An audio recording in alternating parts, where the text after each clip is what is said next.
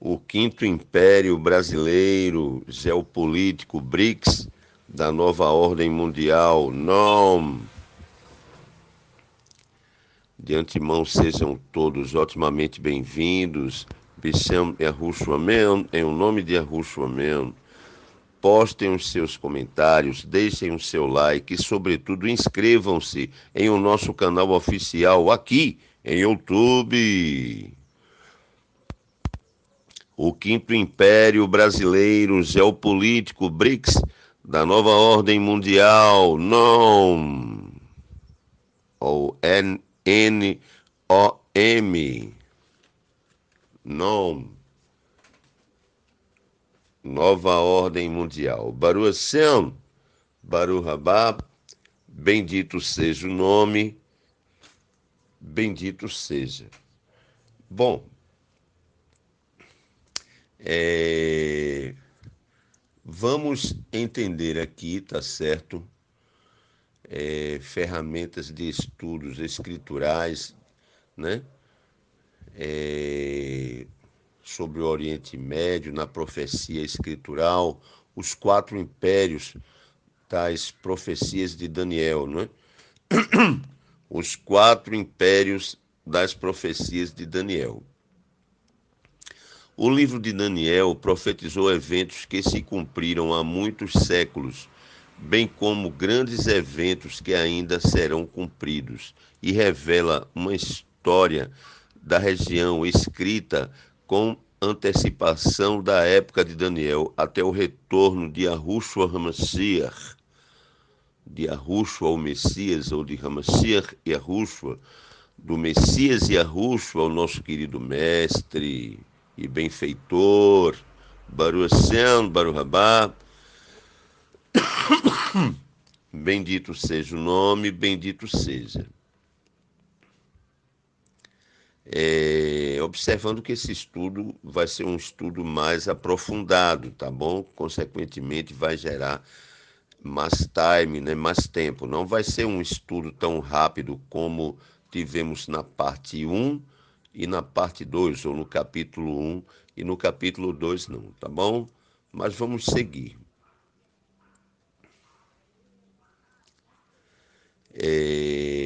Entre os judeus cativos capturados em Judá, né, entre os Yahudim, cativos capturados em Yahudá, como queiram, o povo de Yarro, né, o povo Yahudi, o povo judeu, o povo de Yarro, e exilados, né, Lebabil por Babilônia. Havia um jovem cujo nome hebraico era Daniel,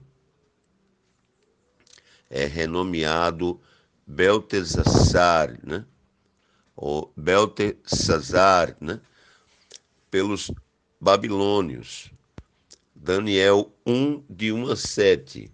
Daniel viveu nos tempos marcantes da queda de ambos os reinos de Judá e Babilônia. Ele serviu como um alto funcionário tanto no governo da Babilônia, né? Babil, como no Império Medo-Persa, seu sucessor. Este é o Oriente Médio na profecia escritural. No entanto, ao final do livro, Elohim instruiu a Daniel: fecha estas devarim, milim ou palavras, e sela este livro até o fim do tempo. Muitos correrão de uma parte para outra, e a ciência se multiplicará. Daniel 12, 4. Isto significa, ou isto indica, né, também, que certas profecias importantes que antes não tinham sentido serão compreensíveis quando se aproximar o fim. As profecias de Daniel fornecem a prova, né, da precisão da escritura, né, da escritura de Yarro, a Ketuv Shel Yarro, ou Beketuv Shel Yarro, em escritura de Yarro. Muitas de suas profecias, tá certo, Navuot, são tão detalhadas e específicas que há muito tempo tem confundido os críticos, né, da escritura de Yarro. Baruaciano, eu quero aqui observar o seguinte aspecto, que para a gente entender o livro do Apocalipse, ou o livro da Revelação, ou o livro das Revelações, né, o Sefer Giliana, a Sefer Giliana, né, o livro das Revelações, temos que entender primeiro Daniel, tá certo? Sefer Daniel, a Sefer Daniel, ou o livro de Daniel, Baruch Shem, Baruch Rabá, bendito seja o nome, bendito seja. Então, muito importante este livro. Falo do livro de Daniel, né? Repito e tenho dito. De fato, alguns céticos não contestaram o conteúdo da precisão profética de Daniel, ao invés de admitir que suas palavras são realmente inspiradas. Eles simplesmente classificam seu livro como fraude. Imaginem, esta palavra está bem falada mesmo, né? Está bem exposta hoje em dia. Então, eles alegam que não foi escrito por Daniel no sexto século, antes do Messias, tá certo? Tempo que é evidente pelos acontecimentos escritos no livro, mas que foi escrito por um autor desconhecido no ano de 160 antes do Messias, muito depois de vários eventos profetizados no livro terem acontecido. Esta, alegam os críticos, é a verdadeira razão da exatidão surpreendente do livro profético. Eu queria aqui falar o seguinte, tá certo?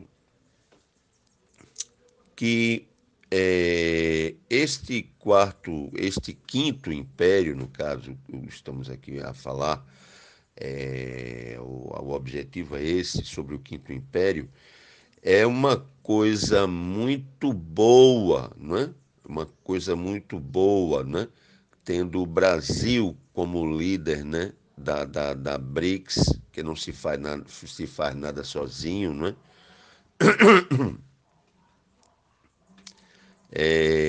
Então, esta nova ordem mundial, tem tudo, esta é nova mesmo, né? Já falamos nos vídeos anteriores, não é uma VOM, não é uma VOM, velha ordem mundial, como podemos observar já faz tempo, né?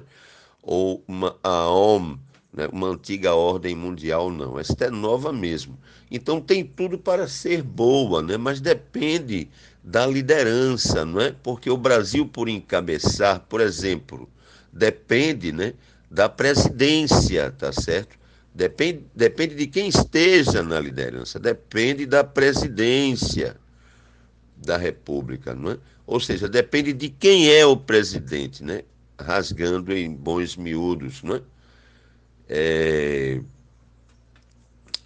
Se o nosso presidente, né, é o nosso querido presidente da República, né, Bolsonaro, né, aí está tudo ok, né? Uma nova ordem altamente positiva, mas se isto cai nas mãos, né, de pessoas, de líderes errados, tá certo?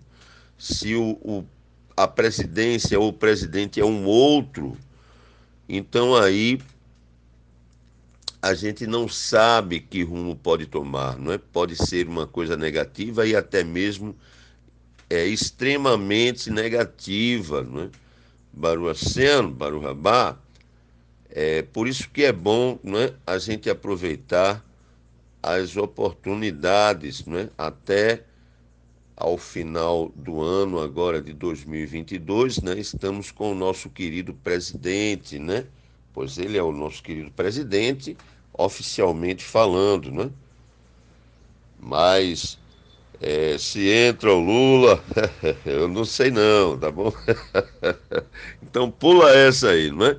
Porque a gente não pode estar falando, né, até mesmo pelas leis que foram estabelecidas, né? Mas isso é minha opinião política, né? Todos já sabem, né? Que eu sou bolsonarista, tá certo?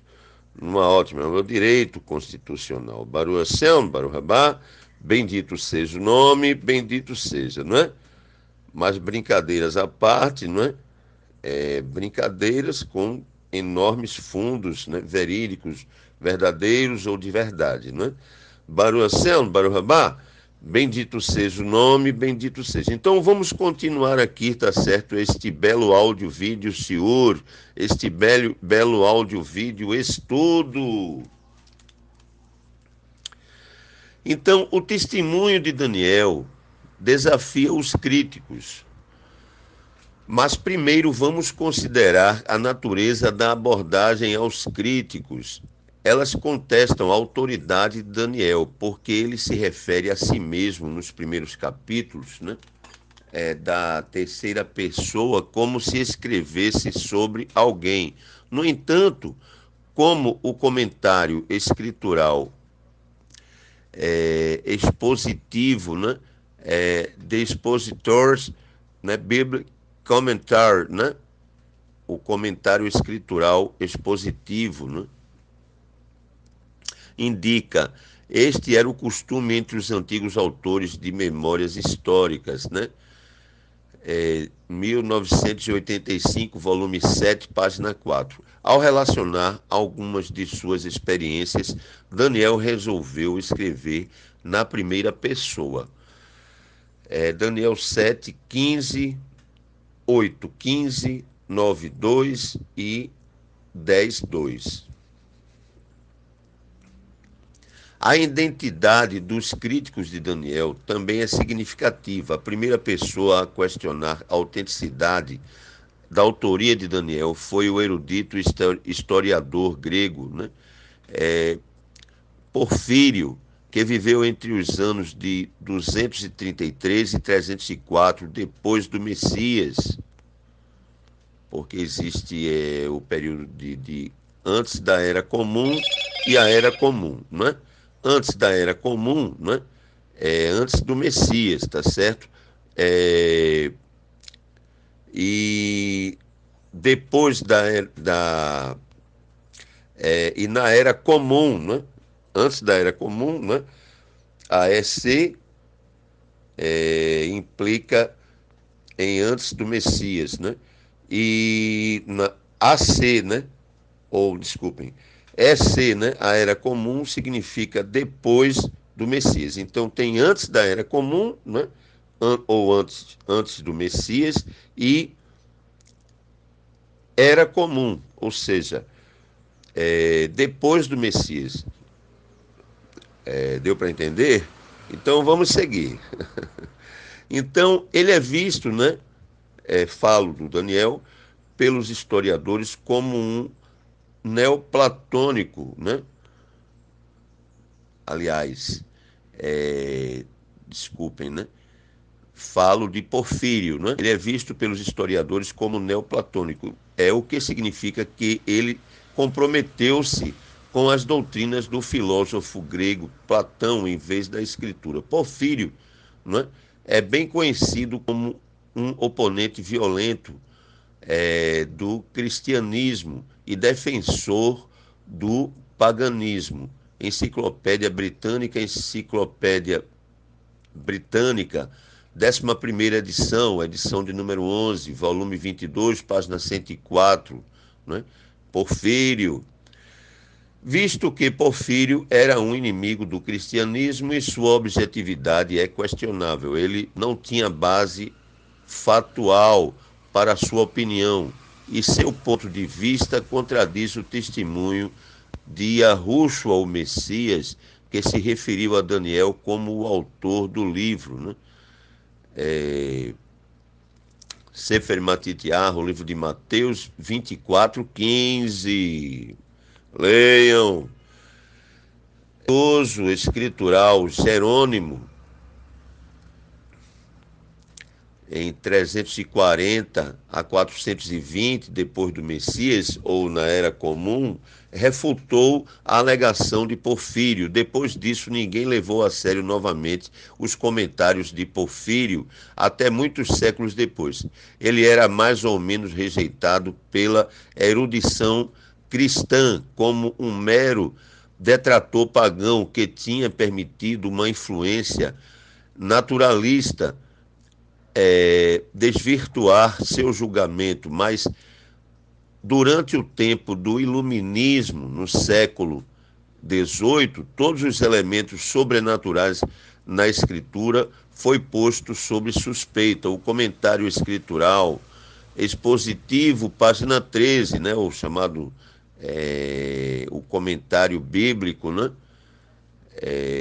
equivocadamente, porque o termo é escritural, né, porque o termo correto não é Bíblia, e sim escritura, como já sabemos, Baruch Hashem.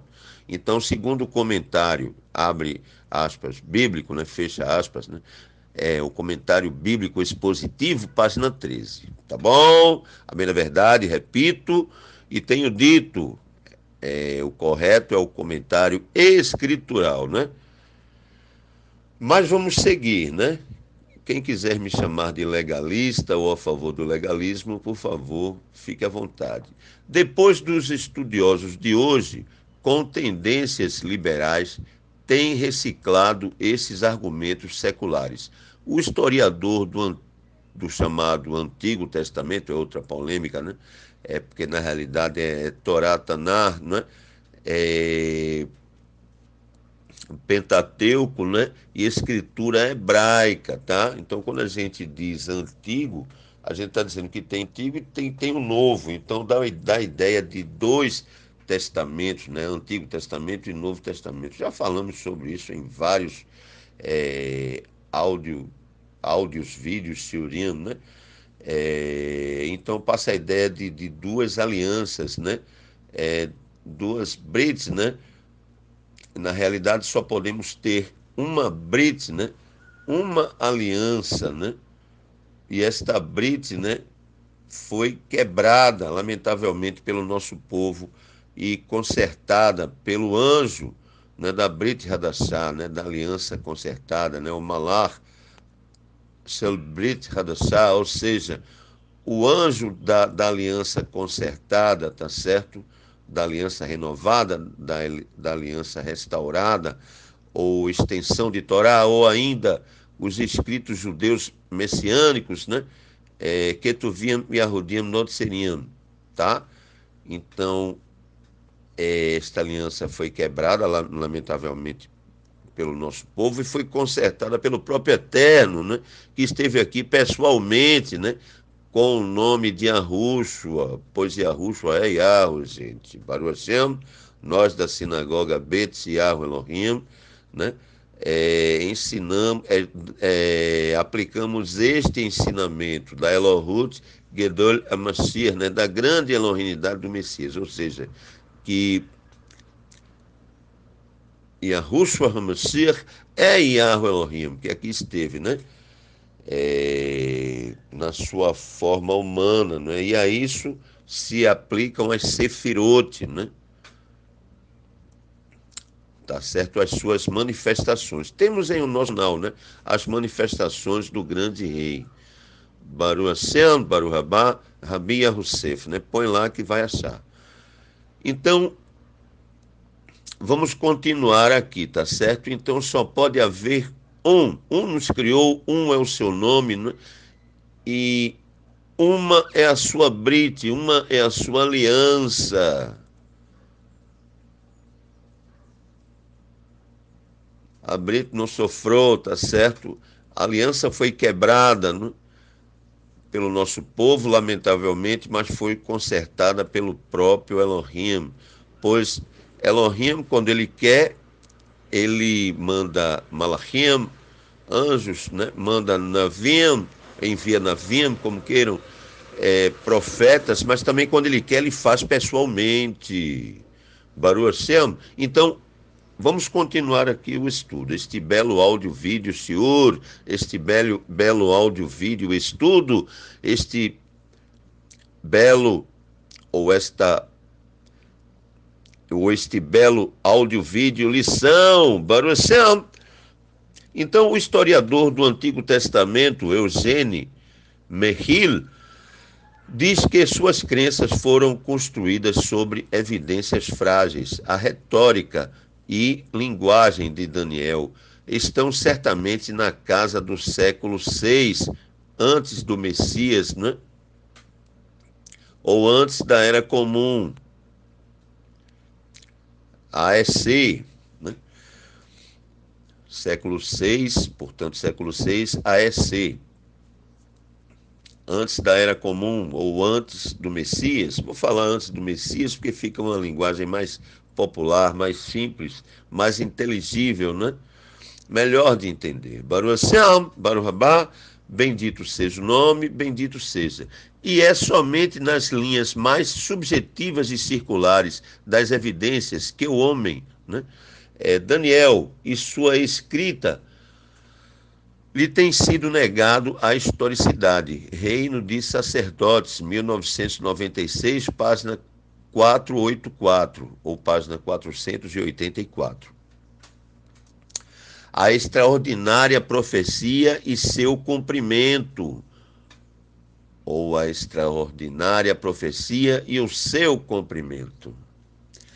A precisão das profecias de Daniel em eventos remotamente distantes é espetacular. Por exemplo, na profecia das 70 semanas, registrada em Daniel 9, 24 a 27, Daniel prediz o ano exato do aparecimento do Messias e o início do seu ministério, no ano 27 depois do Messias, não é? Ou no ano 27 AC, não, desculpem, no ano 27 EC, né? Ou no ano 27 da Era Comum. O comentário escritural expositivo, página 9, ou, já comentei anterior, e o comentário bíblico expositivo, página 9. Vamos seguir, tá bom?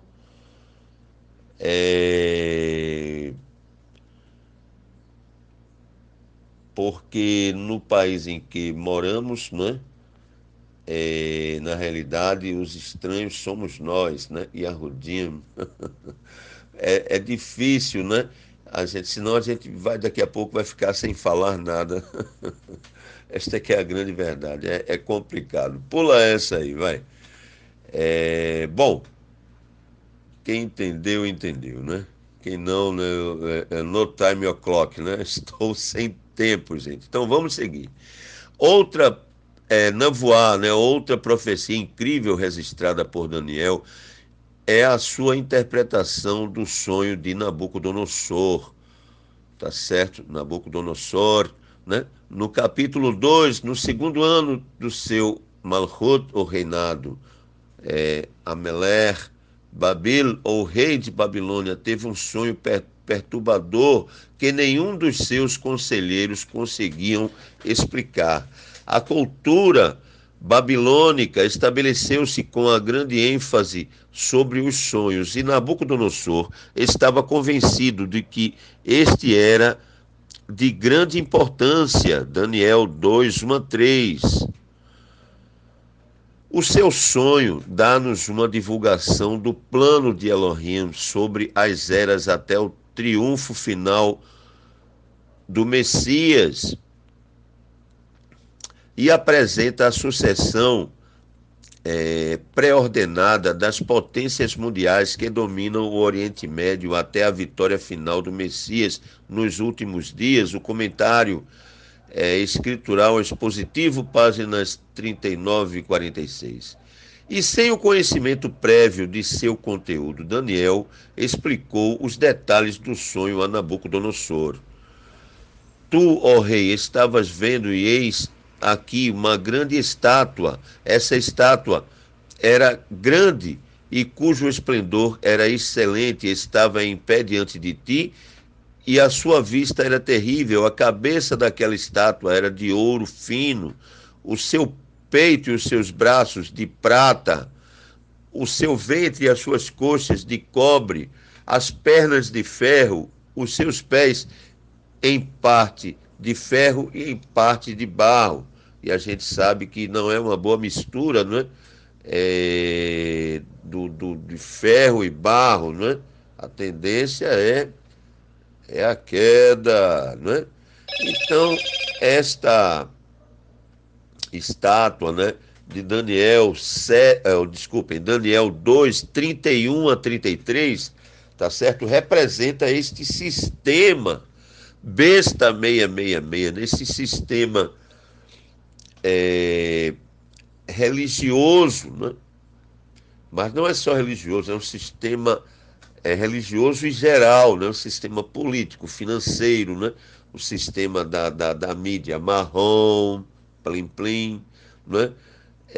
Da mídia marrom, da imprensa marrom, né? Uma imprensa tendenciosa, né?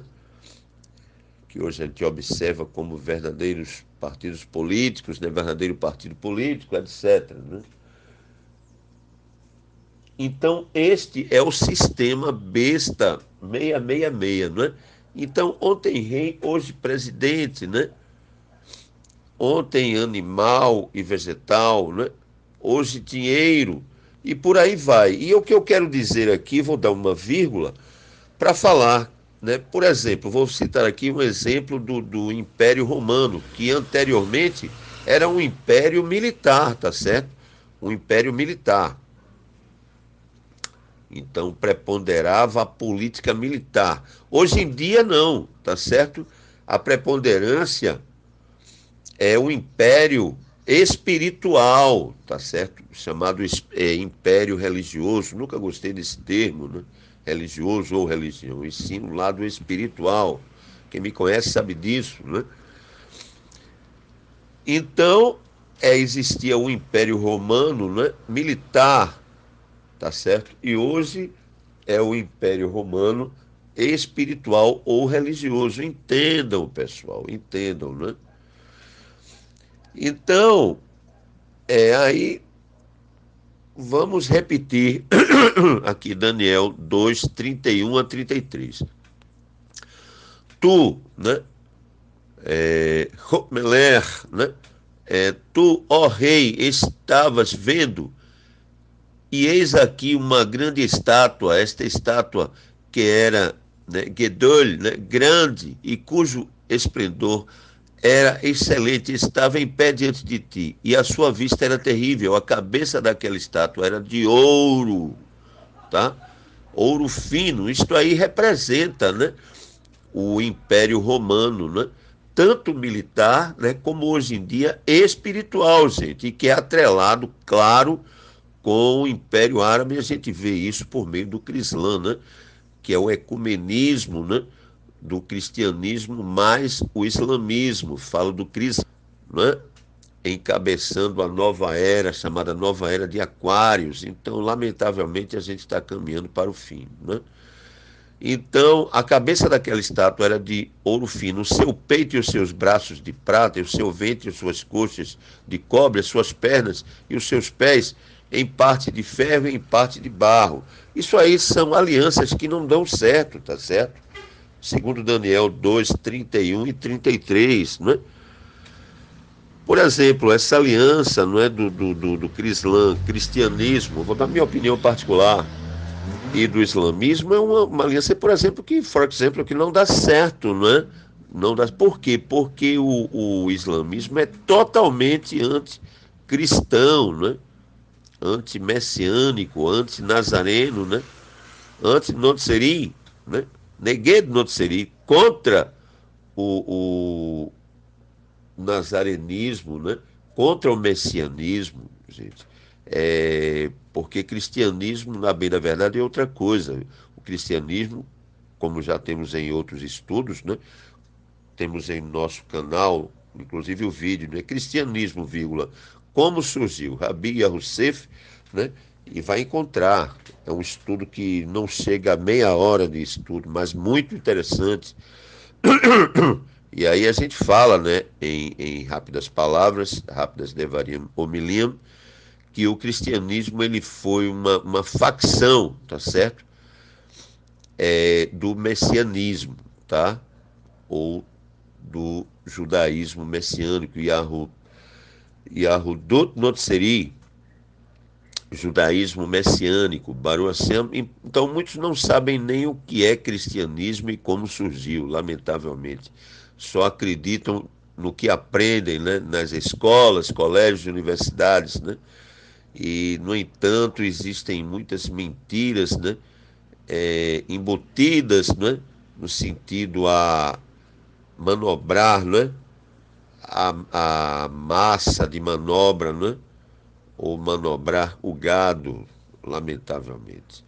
Então, Daniel disse a Nabucodonosor que seu império babilônico era representado pela cabeça de ouro, né? A cabecinha de ouro, né? Simboliza Roma, ontem militarmente, hoje espiritualmente, né? Porque Elohim, ele escolheu Jerusalém, né? Alguns chamam Jerusalém equivocadamente, né? Já falamos também no nosso canal. Outros, né? Jerusalém, não é para entender Jerusalém, mas o nome correto é Jerusalém, né? E alguns ainda falam Jerusalém, né? Mas o termo correto, e ainda chamam por outros nomes que eu não me lembro aqui, mas o termo correto é Jerusalém, né? Ou seja, Yahu Shalom, Yahu é paz, né? Yahu se Shalom, né? Yahu é Shalom, Baruch Hashem, Yahu é paz, Yahu é Shalom, Baruch Hashem é o significado. Então está escrito, né, que esta cidade tem o nome do Eterno, né? E Jerusalém não pode ser, porque o nome do Eterno não é Jeru. O nome já sugere um erro, inclusive. Então, vamos voltar para cá. As partes de prata, é porque um assunto vai, um termo, né, vai puxando outros assuntos, tá bom? Mas vamos voltar para cá. As partes de prata, bronze e ferro da imagem ou estátua representavam três impérios poderosos que se surgiriam, né, a poderosa Babil, né, ou Babilônia, né? Versículos 39 e 40, né? Antes podemos observar os versículos 37 e 38, e agora os versículos ou versos 39 e 40. Esta interpretação transmite uma previsão surpreendente da história. O sonho de Nabucodonosor aconteceu e foi interpretado por Daniel cerca do ano 600, né? AEC, antes da Era Comum, ou do ano 600, antes do Messias. A imagem representava de forma simbólica a sequência de grandes impérios que dominariam o cenário político da região durante séculos. O Império de Prata foi o Medo-Persa, que começou com Ciro o Grande e conquistou Babilônia em 539 AEC. Este Império de Prata foi supremo no Oriente Próximo e Médio há cerca de 2 séculos. O comentário escritural expositivo, página 47. O Império de Bronze foi o Império Grego, ou Império de Bronze foi o Império Greco-Macedônio, né? Ou da Grécia e Macedônia, estabelecido por Alexandre o Grande. Isso foi terrível, né? O reino de bronze durou cerca de 260 ou 300 anos, desculpem, até ser suplantado pelo quarto reino, né? Ibidem. O ferro conota dureza e crueldade e descreve o Império Romano que atingiu sua maior extensão sobre o reinado de Trajano. Ibidem, né? Trajano reinou como imperador no ano 98 a 117 depois do Messias, né? Ou Trajano reinou como imperador do ano 98 a 117 da Era Comum. C. Ou ainda Trajano reinou como imperador do ano 98 a 117 EC, né? Ou da Era Comum. E o próprio Império Romano permaneceu governando por muitos séculos. O quarto império foi descrito como tendo 10 dedos nos pés. Os dedos dos pés eram compostos em parte de ferro e em parte de barro, como o versículo 41 explica. O versículo ou verso 41 trata de uma fase posterior ou consequência deste quarto império, simbolizado pelos pés e os 10 dedos composto de ferro e de barro, uma base frágil para um monumento enorme. O texto indica claramente que esta fase final será marcada por um tipo de federação, ao invés de um só reino poderoso, Ebidem, né? Mas, para mais detalhes, né,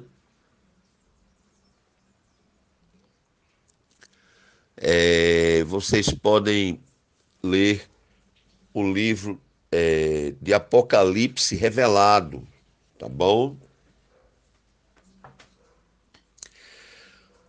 O outro sonho acrescenta detalhes importantes.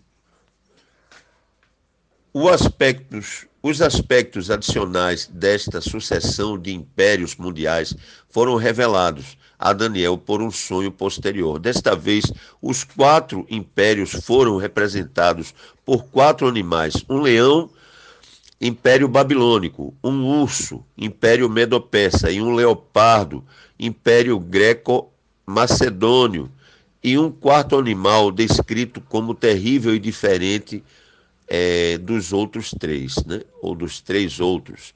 Daniel 7, 1 a 7. Observe que este versículo 7 diz sobre esta quarta criatura: depois disto, eu continuava olhando nas visões da noite, e eis aqui o quarto animal, terrível, espantoso e sobremodo forte, o qual tinha grandes dentes de ferro, né? Paralelo, né, com as pernas de ferro do sonho anterior, e também dos dedos, né, que eram de ferro e barro, né?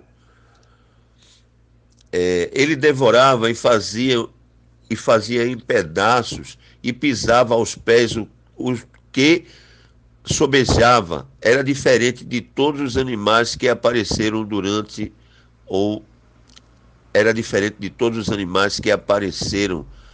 antes dele, e tinha 10 chifres, né? Ara, A-R-A, abre e fecha parênteses, né? O que significa esta descrição?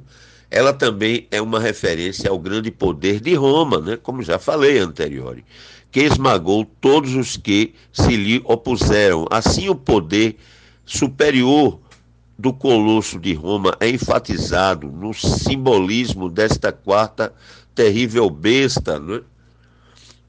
Que é a besta do Apocalipse, né?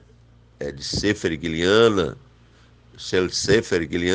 do livro das Revelações. A besta, que é esse sistema besta, né? Esse sistema besta 666, né?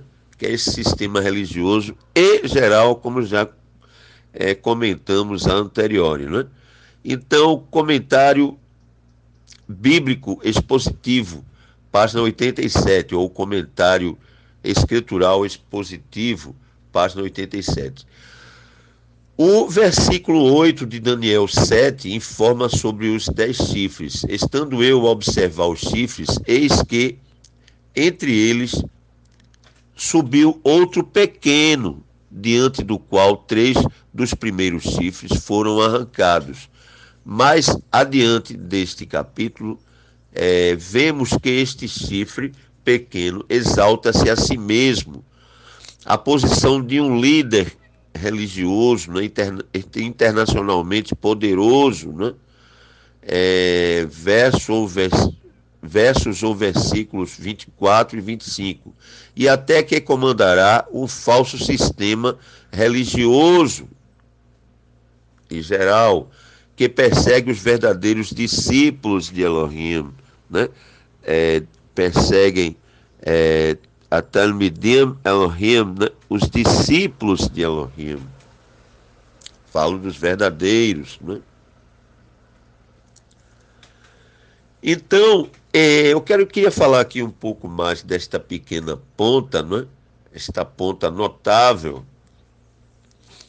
tá certo? Esta ponta, gente, representa o sistema cultural e espiritual, né? Greco-romano, né? Que já vem com as suas bases no Egito, né? Tá certo? E, é, por exemplo, né? Da substituição, né? Da teologia da substituição, né? O que a gente encontra, né? Betorá Taná, né? Vebebrit Hadassah, ou seja, no Pentateuco, né? Na escritura hebraica e na aliança consertada, aliança renovada, aliança restaurada, né? Ketuvim, Notzeriam, escritos, Ketuvim e Arrodim, Notzeriam, escritos judeus messiânicos, né? Ou ainda extensão de Torá. A gente encontra o termo Elohim, tá bom? E foi substituído, né? Na realidade, foram utilizados, inclusive, 72, né, rabinos, né? Que não eram falsos, né? Eles foram forçados, ou faziam isto, ou, além de morrerem, se apenas morressem, era bom, matariam, né? Seus pais, né? As suas mães, suas famílias, as crianças, seus filhos, filhas, netos, netas, e por aí vai, toda a família, né? Então eles não tiveram opção e fizeram isto, né? Não é que eles fossem corruptos, né?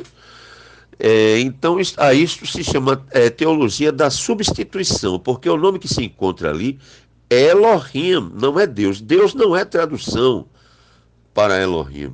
Mas, Rabino, existe tradução para Elohim? Existe, né? É poderoso, tá bom? Poderoso. Elohim não é um substantivo plural, né?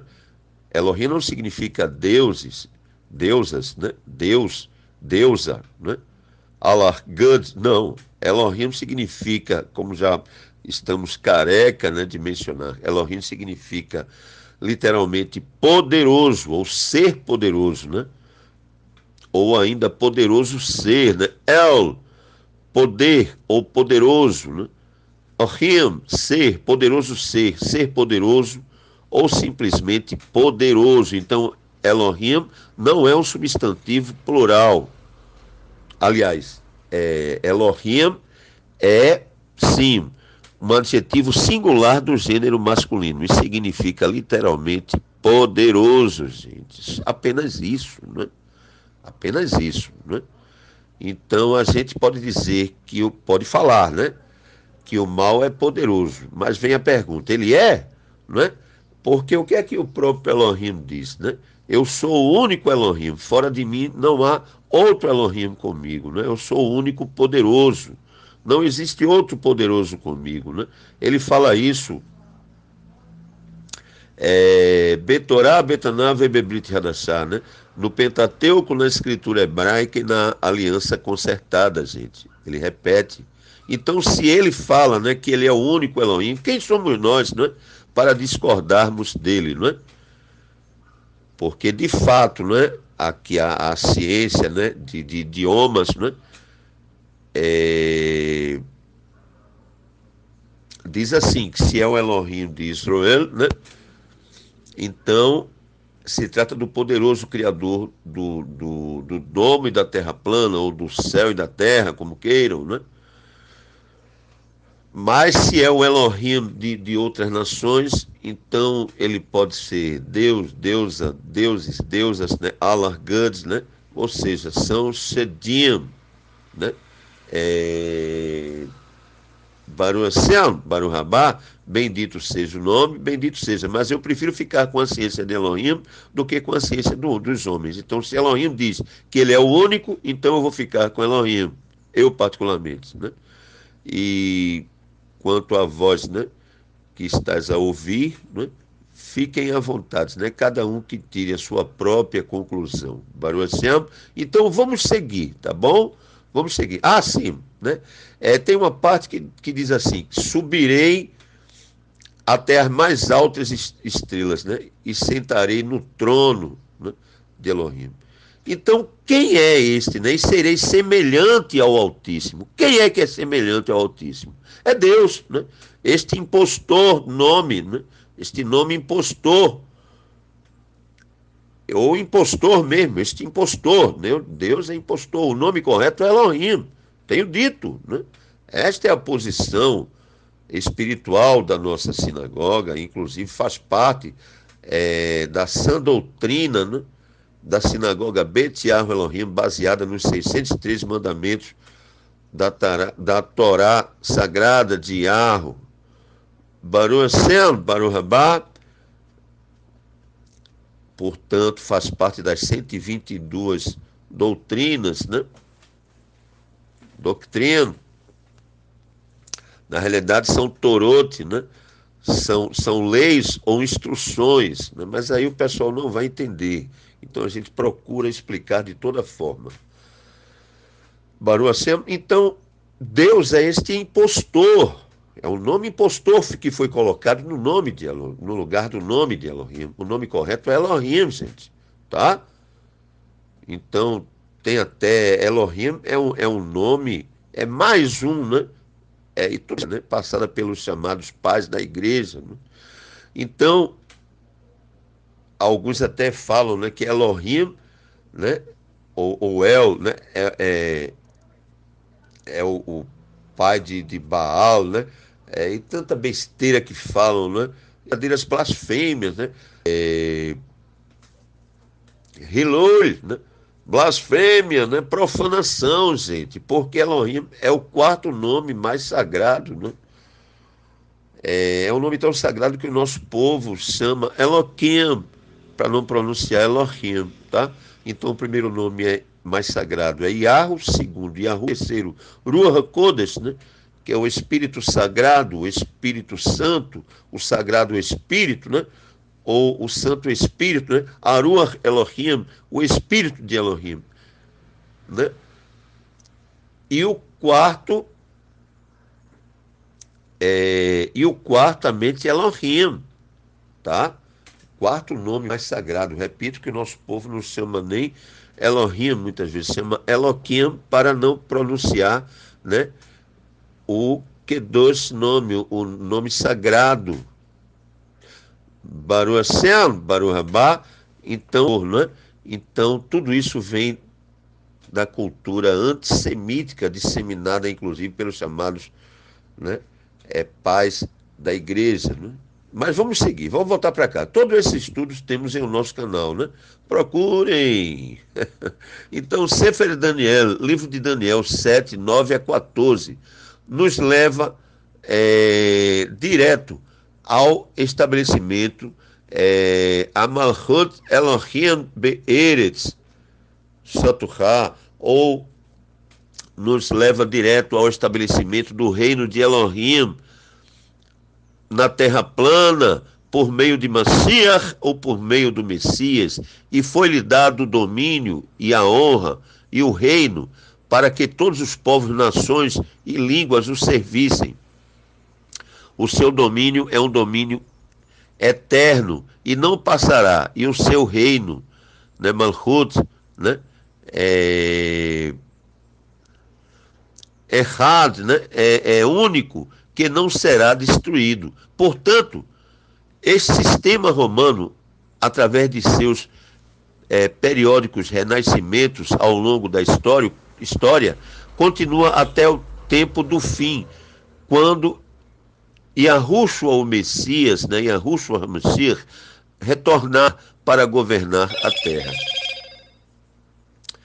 Então aí, este foi o Sefer Daniel, livro de Daniel 7, 9 a 14.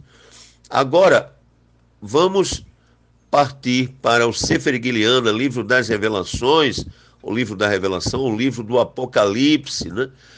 17, também nos ajuda a compreender este poder do fim dos tempos. Neste capítulo, ele é novamente retratado como um animal. Mas Arshive, ou agora vemos que a sua manifestação final inclui 10 reis, líderes de nações ou grupos de nações que receberão poder como reis, né? Melchim, por uma hora, com o governante dessa superpotência, o fim dos tempos, o indivíduo que a Escritura se refere como a besta. Sefer Guiliana, livro do Apocalipse, ou livro das Revelações, 17, 12 e 13. Este renascimento final do Império Romano leva ao retorno de Mashiach, ou este renascimento final do Império Romano leva ao retorno do Messias, e eles combaterão contra o Cordeiro. Versículo 14, né, do capítulo 17, né? Sefer Guiliana, livro das Revelações, livro da Revelação, ou livro do Apocalipse 17, 14. Tudo isso concorda com Daniel 2,44, o que obviamente indica que a segunda vinda do Messias ocorrerá em um tempo durante o qual vestígios do quarto animal do reino ou império ainda existem. Mas nos dias desses reis, o Elohim, né, a Elohim Shamayim, o Elohim do domo, o Elohim do céu, o Elohim do domo, o poderoso do domo, né, o poderoso do céu, como queiram, né, levantará um Malchut, o reino que jamais será destruído. Olha, aí é que entra o quinto império. E esse reino não passará a outro povo, esmiuçará e consumirá todos os reinos e será estabelecido para sempre. Gente, antes de entrar aqui, vamos observar o seguinte, né? A Neged Mashiach, né? O anti-Messias, né? Ele está muito relacionado e tem tudo a ver para ser uma liderança islâmica, tá certo? Daquelas países, né? São 10 ou mais nações islâmicas, né? Todas elas são contra o nosso povo, são comunistas, né? E muitos deles são adeptos, a maioria, né, do islamismo, quase 100%, né, do islamismo, e o islamismo fundamentalista, né, xiita, né, que é o islamismo fundamentalista, radical ou ultra-radical, então cortam as cabeças daqueles que não concordam, né? Então aí vem a questão de Gog e Magog, já vai entrando em outros temas, outros assuntos, né? Então aí junto com a liderança, não é, comunista, não é, da Sina Vermelha e da Rússia, Gog e Magog, né, junto com estas nações, né? Então a tendência é estas nações cercarem o nosso povo, né? Porque está escrito, né? Quando vires Israel cercada de exércitos, sabeis que chegou o fim. Então não podia deixar de falar sobre isso, certo? Mas aqui não, aqui está falando de um reino, né, positivo, tá certo? Que o Brasil tem tudo para ser, dependem de decisões, etc, etc, né? Mas tem tudo para encabeçar, tá certo? Esta nova, literalmente nova ordem mundial, que, como já falei, dependendo da liderança, né, do líder, da presidência ou do presidente, né, que encabeça, então pode ser uma coisa extremamente positiva ou pode ser também, claro, e evidente, ou evidentemente, uma coisa extremamente negativa e perigosa, é uma faca de dois gumes, né? Então, continuando. A maior parte desses eventos proféticos detalhados nos dois sonhos já foi cumprida. Seu cumprimento detalhado confirma a inspiração elohínica, né, da Escritura. As chances de qualquer pessoa prever isso por conta própria desafia a credibilidade. Mas há um Elohim, né, Beshamayim, um Elohim no domo, né, que está com seus olhos de fogo que a tudo veem, né, a nos observar bem perto e não tão longe, a milhões e milhões de anos-luz, como muitos falam, né? Então, há um Elohim do domo, né? Poderoso do domo, o qual revela os segredos. Ele, pois, faz saber a Melech Nabucodonosor, né? O rei Nabucodonosor, Nabucodonosor, né? O que há de ser no fim dos dias. Daniel 2:28. A profecia mais detalhada da Escritura, a Navoá, né? Profecia. Sefer Daniel, livro de Daniel 11, registra outra profecia extraordinária. A definição cronológica é dada em Daniel 10:1, como o terceiro ano de Ciro, rei da Pérsia, um homem, versículo 5, sem dúvida, um anjo, compare a Daniel 9:21, veio dizer a Daniel o que aconteceria nos derradeiros dias, né? Daniel 10:14, né? Metaforicamente falando, tivemos, né, a presidência dos Estados Unidos do Donald Trump, nosso querido presidente, né, do United States of America, né, dos Estados Unidos da América, United States of America, né, nosso querido Donald Trump, né, que espero que ele volte, está voltando agora com mais força, né, ou com força total. E aqui também, seguindo o mesmo naipe, né, seguindo também a mesma sequência, né, de Ameler Ciro, né, ou do rei Ciro, né, metaforicamente falando, né, temos aqui o nosso querido presidente da República, o Jair Messias Bolsonaro, Baru Sen, nosso querido presidente. Pois quem me conhece sabe que eu sou bolsonarista, não é?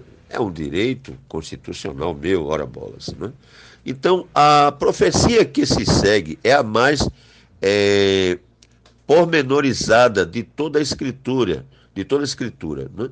O terceiro ano de Ciro foi há mais de 500 anos antes do nascimento de Yahushua, né, ou do Messias. No entanto, esta profecia prevê que os eventos começaram a ocorrer quase imediatamente e vão continuar até o retorno do Messias. Os estágios iniciais da profecia, né, Navoá, confirmam a escritura de Arro, porque eles já foram cumpridos, como pode ser verificado ao estudar sobre os impérios persa e grego, semelhantes detalhes históricos. Alguns elementos do que se segue são intricados, exigindo muita atenção, mas uma comparação a Devarim, a Milim, Navuot, né?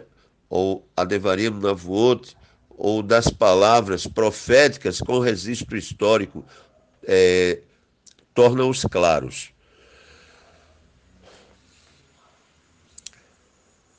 Uma prolongada intriga política.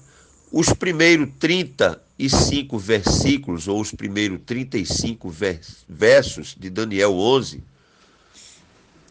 tá certo? Ou Daniel 11, 1 a 35, né? Relatam os acontecimentos escritos com anos de antecedência da intriga entre duas entidades políticas. Olha só, o rei do sul e o rei do norte, tudo escritural, gente, como a gente observa hoje em dia, né, em nossa era contemporânea. Na história secular, o rei do sul muitas vezes se refere a Ptolomeu, a dinastia de Ptolomeu governou de Alexandria, no Egito, e o rei do norte governou a partir de Antioquia, na Síria, sob o nome Seleuco ou Antíoco.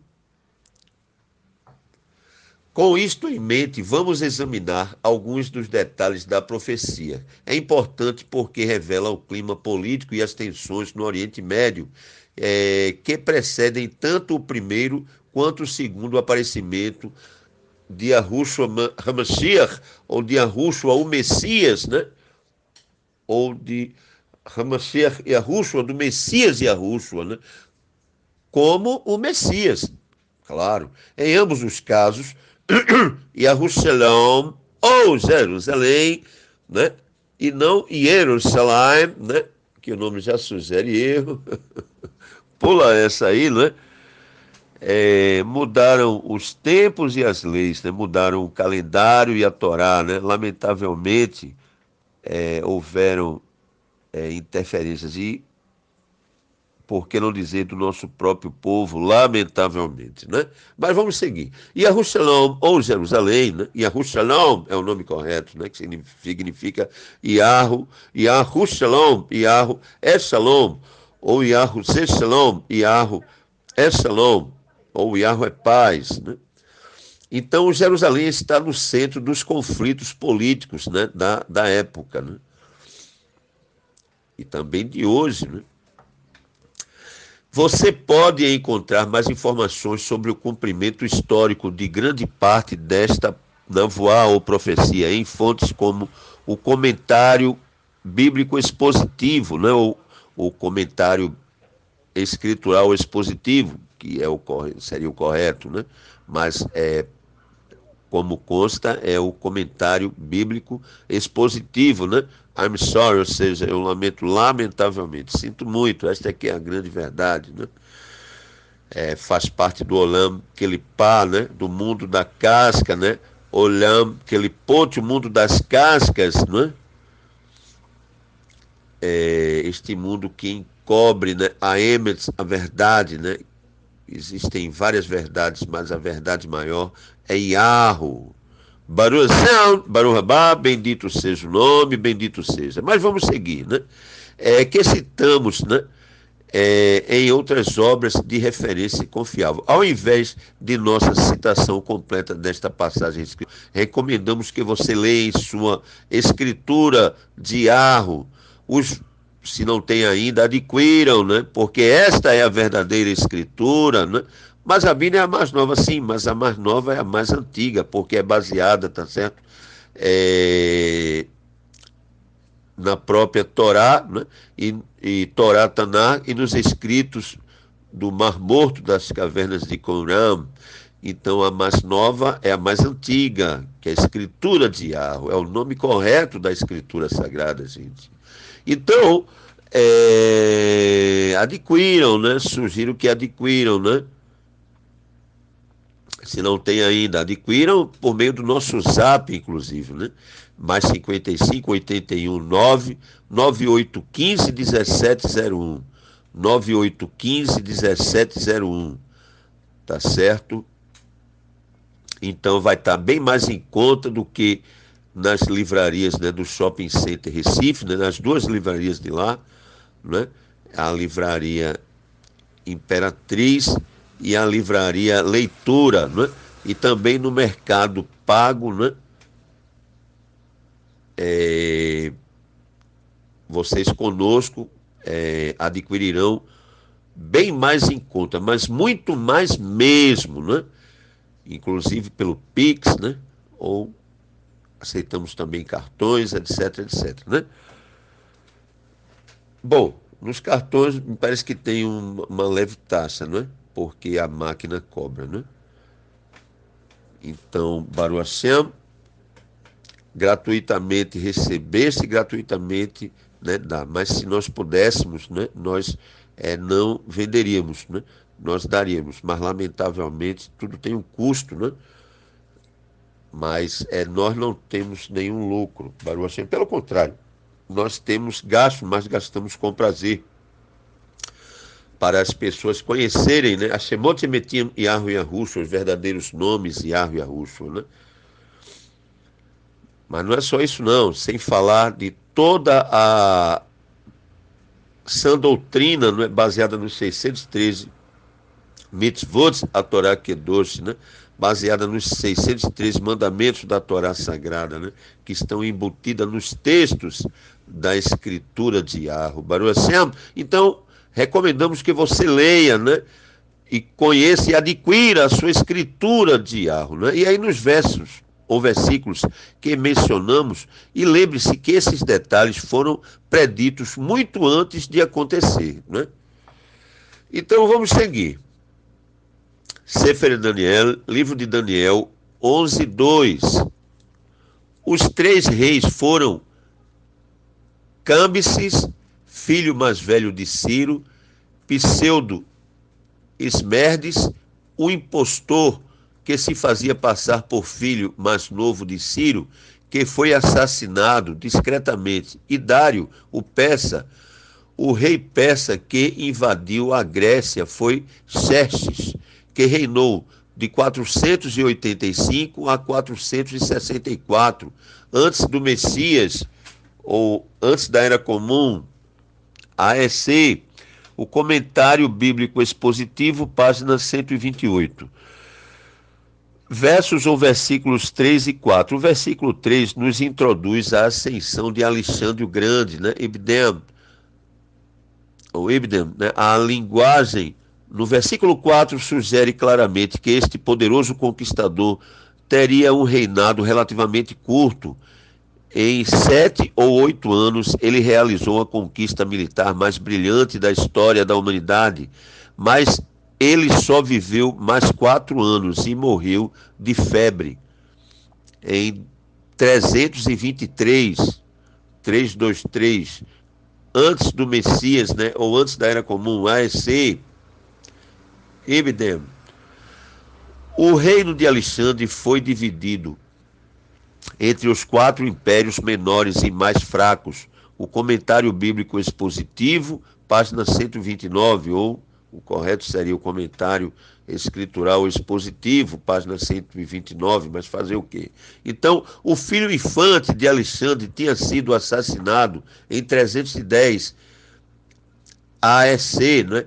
Ou o filho infante de Alexandre tinha sido assassinado em 310 antes da Era Comum, né? Ou antes do Messias, AEC, e um irmão ilegítimo em 317 AEC, antes da Era Comum ou antes do Messias. Assim não havia descendentes ou parentes de sangue para suceder Alexandre, Ibidem. Então, seu reino não foi dividido entre a sua posteridade. Verso 4. Desculpem. Os generais de Alexandre lutaram entre si. Os generais de Alexandre lutaram entre si pelo controle de seu império. As lutas que se seguiram pelo domínio acabou descartando todos os generais, exceto 4 que não se tornaram chefes das 4 divisões do império. Os 4 foram Cassandro, que reinou em Grécia e no Ocidente, Lisímaco, né, na Trácia e Ásia Menor, Ptolomeu no Egito e Seleuco, né, na Síria. Destes 4, só 2, Ptolomeu e Seleuco, é que expandiram o seu domínio e o território. Estes foram os reis do Egito e da Síria, respectivamente. As maquinações que se seguem são relativas a estes 2. Eles são referidos como o rei do sul, Ptolomeu, e o rei do norte, Seleuco, por causa de sua localização em relação a Jerusalém. Versículo 5. O rei do sul seria Ptolomeu I, né? O Comentário Bíblico Expositivo, página 130. A expressão escritural, né? ou a expressão bíblica, né? Um de seus príncipes refere-se a Seleuco. Ele tinha originalmente servido sob Ptolomeu. Na intriga,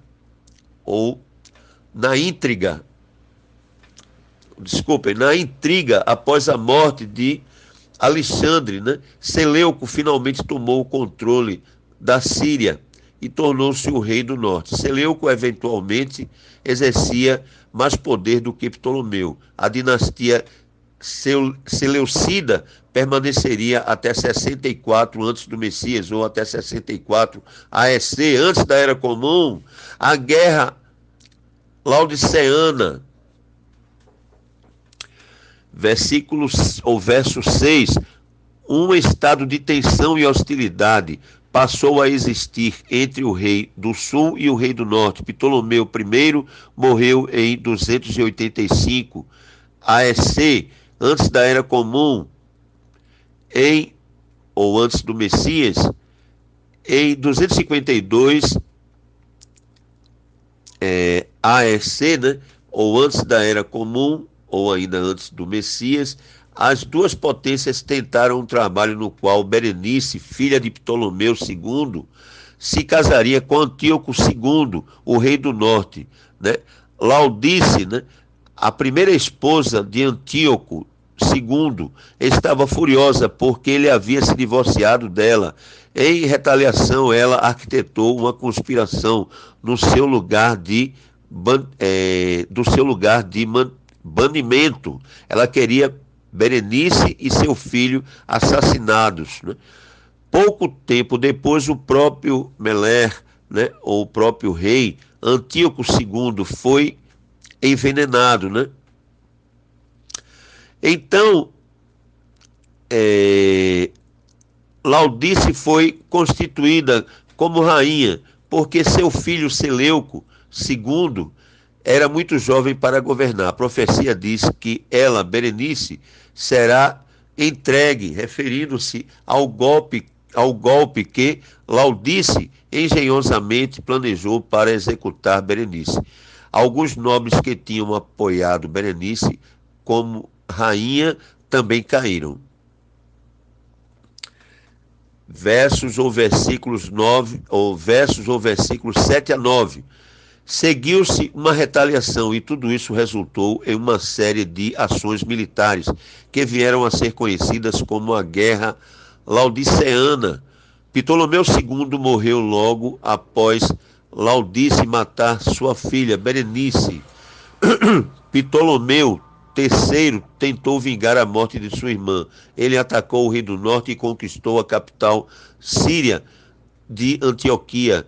O verso 8 descreve a reconquista de Ptolomeu de ídolos e tesouros sagrados há muito tempo perdidos. O comentário escritural expositivo, página 131, que haviam sido roubados do Egito por Cambises, né, em 524 antes do Messias, ou antes da Era Comum, né, AEC, 524 AEC, portanto, a Shalom, ou a paz, foi celebrada entre Ptolomeu III e Seleuco II, em 240 antes do Messias, e as hostilidades cessaram até 221 antes do Messias, né, ou AEC, quando Ptolomeu III morreu.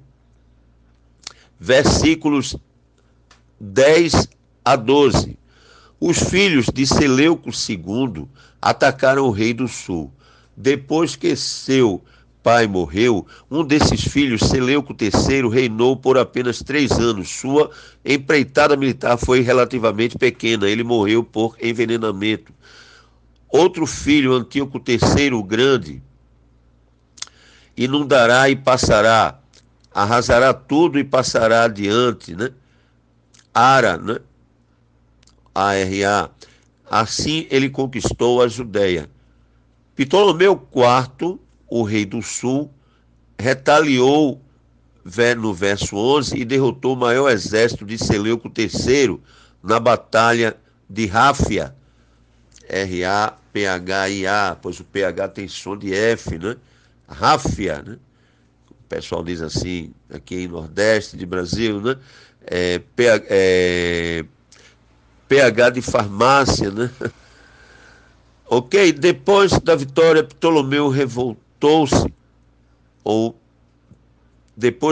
Ptolomeu voltou-se para uma vida de devassidão, durante a qual massacrou dezenas de milhares de judeus, né? De Yahudim Bemitzroim, ou seja,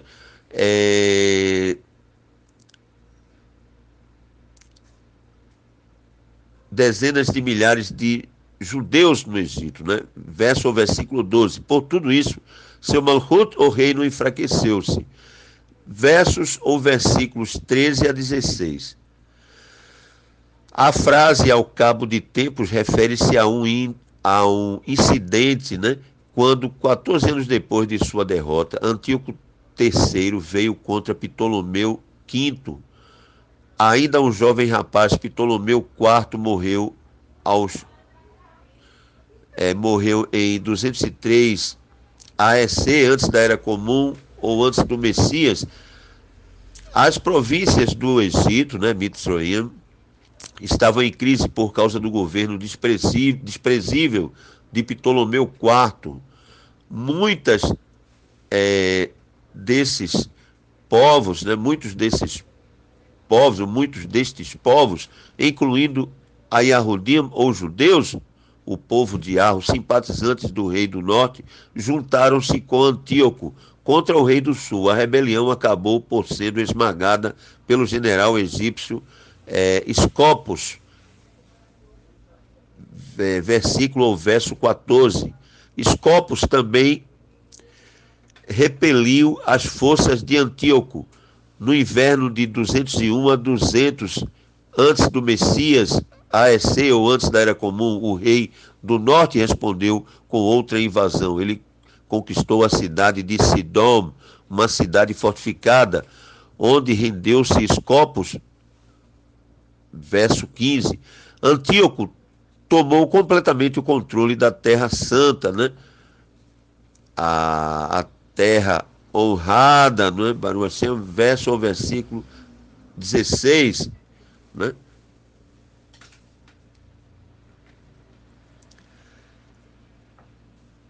Verso 17, a escritura, né, a chamada Bíblia, a Bíblia Almeida revista e atualizada diz, né, o rei do norte resolverá vir com a força de todo o seu Malchut, o reino, e entrará em acordo com ele e lhe dará uma jovem em casamento para destruir o seu reino. Isto, porém, não vingará, nem será para sua vantagem. Depois de derrotar Escopos, Antíoco deseja tomar o controle do próprio Egito. Ele deu sua filha Cleópatra a Ptolomeu V em casamento. Antíoco acreditava que ela agiria a seu favor e trairia os interesses de seu marido, mas ela frustrou seus planos ao ficar do lado de Ptolomeu. Versículos 18 e 19. Frustrado, Antíoco atacou as ilhas e cidades da região do mar Egeu. Ele também deu asilo ao inimigo de Roma, Aníbal de Cartago, quem lhe ajudou no desembarque na Grécia. Roma respondeu atacando Antíoco e impôs uma derrota às suas forças. Os romanos conquistaram grande parte de seu território e tomou vários reféns para Roma, incluindo o filho de Antíoco, e Roma exigiu um pesado tributo dele. Versículo ou verso 18. Antíoco retornou em desgraça a sua fortaleza em Antioquia, incapaz de pagar as pesadas taxas exigidas pelos romanos. Ele tentou saquear um templo pagão, de modo que sua ação enfureceu os habitantes locais, que o mataram, levando-o a um fim inglório, né? Isento de honra, né? Loquedoce, né? Ou sem honra, né? De não honra. Vamos seguir, de acordo com o verso ou versículo 19. Verso ou versículo 20. Embora não seja uma escritura, né? O livro apócrifo, né? De 2 Macabeus 3:7 a 40, né? Repetindo, né? Embora não seja não faça parte do cânon escritural, né? O livro apócrifo de 2 Macabeus 3:7 a 40 diz que outro filho de Antíoco, Seleuco IV, também foi incapaz de pagar os impostos. Seleuco enviou um judeu, né, um Yahudi, né, Heliodoro, para saquear o templo de Yerushalayim, né, o templo de Jerusalém, né, o Beit HaMikdash, né, o templo de Elohim. Heliodoro, né, foi para a cidade santa, né, Yerushalayim, né, cidade santa ou Jerusalém, né. a cidade escolhida por Iarro, né? E a cidade escolhida por Acetam, sabemos que foi Roma, né? Cada um escolheu a sua, né? Vamos seguir, né? Mas não nada conseguiu, né? Mais tarde, Seleuco foi envenenado por Heliódoro, né? Sendo assim assassinado. E isso sem ira e sem batalha. Antíoco Epifânio, Daniel 11, 21 a 35. Estes versículos falam do infame Antíoco IV, também conhecido como Epifânio, o irmão de Seleuco IV, que já havia sido tomado como refém por Roma. Ele era um tirano opressor e que fez de tudo para destruir completamente a religião judaica, o judaísmo e a Rudut, né? Repito, não podemos ter um espírito antissemítico, né? Ou contra o judaísmo, contra Israel, porque não existe judaísmo sem Torá, não existe Torá sem judaísmo. Só que o judaísmo puro, né? Ele não passa de mais uma religião, tem que ser judaísmo messiânico, né? Então nós somos considerados o povo do caminho, nós Yahudim, nós seríamos Emetim, judeus messiânicos verdadeiros, autênticos, genuínos, fiéis, leais e sinceros de nossa querida terra plana. Baruch Hashem, Baruch Rabá, bendito seja o nome, bendito seja, não é? Então, ele era um tirano opressor que fez de tudo para destruir completamente, né, o judaísmo. Esse comentário se encontra no comentário bíblico expositivo, página 136. Antíoco aprovou leis que proibiram a prática da religião, abre e fecha aspas, né, judaica, sob pena de morte.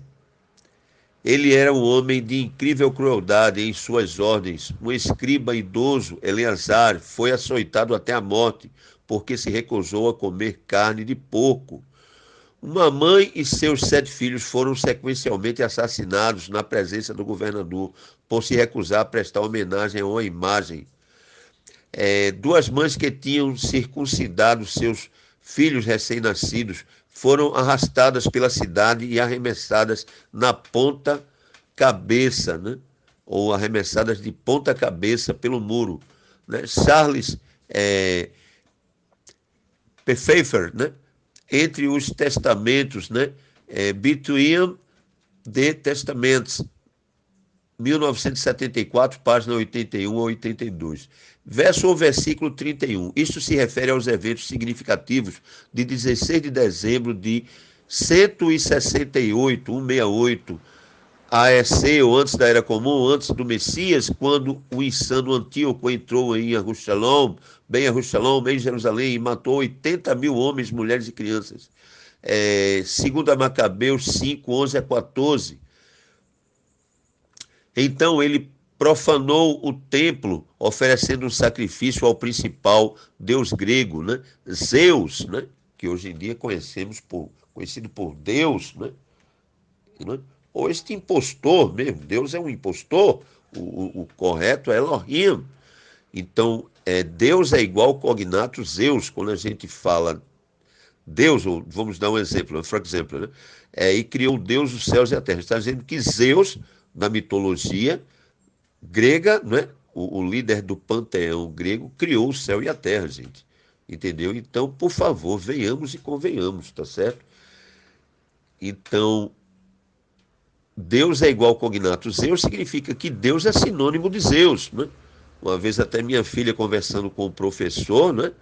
Na sala de aula, professor de português, inclusive.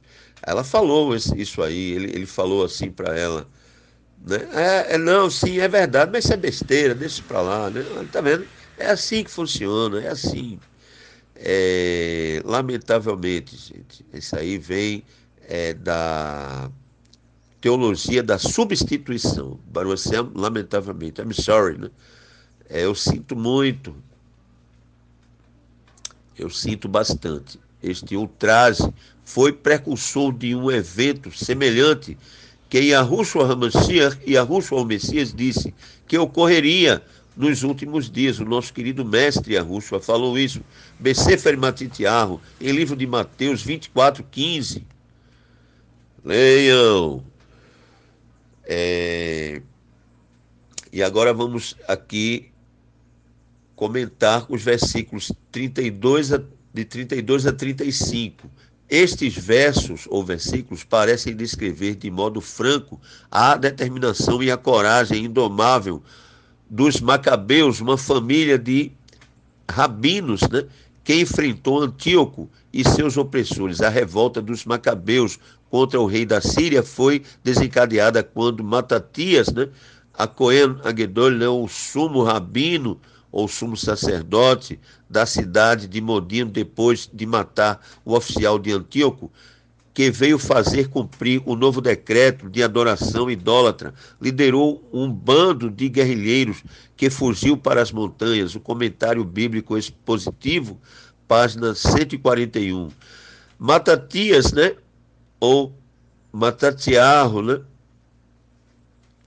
foi auxiliado em sua causa por 5 filhos, particularmente por Yahudá, né, ou Judas, né, ou Judá, né, apelidado, ou Judas, ou ainda como queiram Judas, né, apelidado por Macaba, né, palavra aramaica para martelo, né, de onde deriva o nome Macabeus. Muitos desses patriotas morreram nesta causa, mas seu heroísmo, enfim, expulsou as forças sírias do país. De outro modo, estes versos ou versículos poderiam até mesmo referir-se à sinagoga, tá certo? Da aliança concertada, a sinagoga judaica messiânica, né?